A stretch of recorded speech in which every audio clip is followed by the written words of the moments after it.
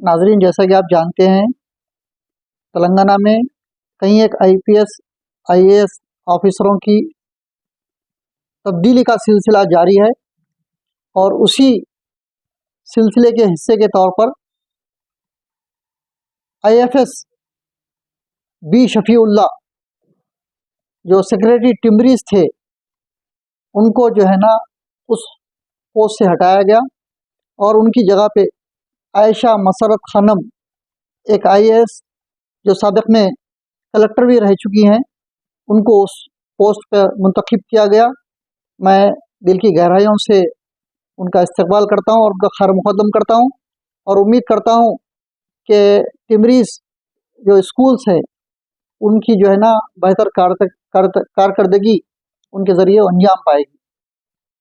साथ ही साथ social media पर जैसे ही बी शफीउल्लाह साहब के जो ट्रांसफ़र की वायरल हुई इत्तला, तो कुछ सोशल मीडिया के न्यूज़ रिपोर्टर्स कहिए या चैनल्स कहिए, उन्होंने उनकी तारीफ़ में बहुत लंबा चौड़ा मैसेज लिखा और उनको एक सर्टिफिकेट दिए हैं उनकी ईमानदारी का, उनकी दयानतदारी का।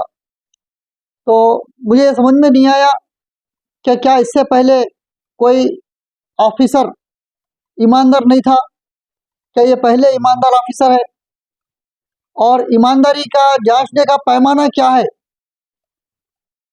क्योंकि एडमिनिस्ट्रेशन में और पोस्टिंग्स में, कहीं रिक्रूटमेंट में, कई एक मरतबा कई तरह से हर तरफ से आवाज़ें उठाई गई और ख़ास करके रिक्रूटमेंट को लेकर के, क्योंकि इंफ्रास्ट्रक्चर में की बिल्डिंगों को किराए पे लेने के ऊपर में बात कही है, या जो रेजिडेंशियल स्कूल्स के लिए स्कूल इक्विपमेंट होना चाहिए, फर्नीचर होना चाहिए, या साजो सामान होना चाहिए, पकवान का सामान होना चाहिए, ये तमाम की ख़रीदारी का जब भी मसला उठा तो हर तरफ से सवालें उठाए गए कि ये बात अलग है कि बी शफीउल्लाह साहब के मिसेस अहलिया प्रियंका वर्गीस आईएफएस वो सीएम कैंप ऑफिस में रहती हैं और उसी की वजह से ज़्यादा उन पर किसी किस्म का असरअंदाज नहीं होने का खदशा सबको था और कोई भी जो है ना उनके ऊपर ज़्यादा दबाव नहीं डाले, ये बात अलग है।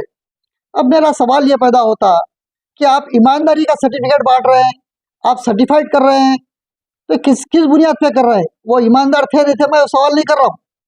सवाल ये कर रहा हूँ कि आप कैसा इंडोर्स कर रहे हैं, आप लोग कैसा सर्टिफाइड कर रहे हैं?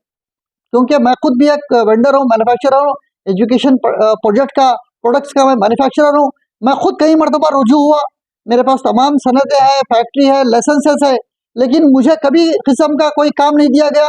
इसकी वजह यह है कि वहाँ पे सीएम के भांजे जो है ना मधुसूदन राव को काम दिया जा रहा था और डिप्टी सीएम साहब के दामाद के छोटे भाई को वहाँ पे काम दिया जा रहा था और वहाँ पर एक रमेश जैन नामी एक शख्स को बड़े पैमाने पे काम दिया जा रहा था।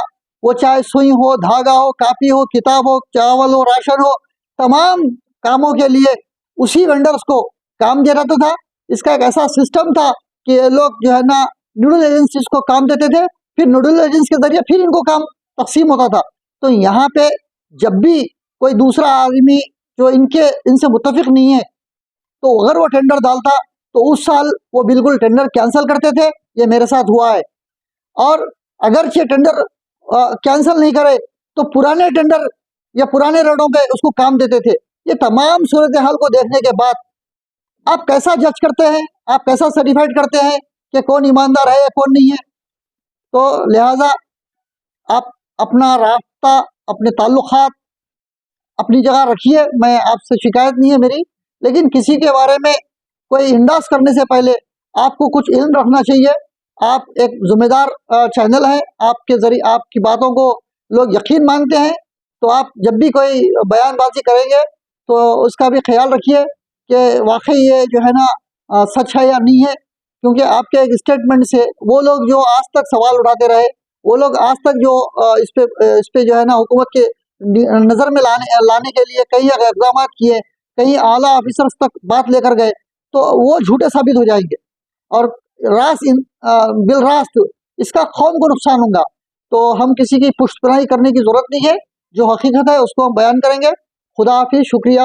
अगर मुझसे कुछ बोलचाल में कोई गलती हुई तो मैं माफ़ी चाहता हूँ।